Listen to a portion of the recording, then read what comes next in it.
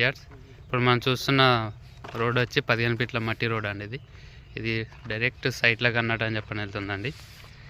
ఇది మట్టి రోడ్డుకి ఆనుకొని 1 ఎకరం 20 గుంటల సైట్ వచ్చిందండి. ఈ సైట్కి 2 సైడ్స్ అనేది దారి ఉంటుందండి. ఇటు ఒకటి ఇటు ఒకటి.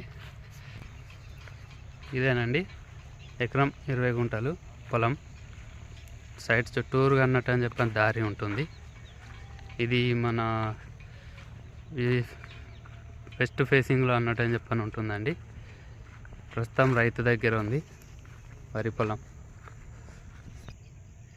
ఇది సిద్దిపేట కామారెడ్డి హైవేకి 7.5 కిలోమీటర్ డిస్టెన్స్లో ఉంటుందండి.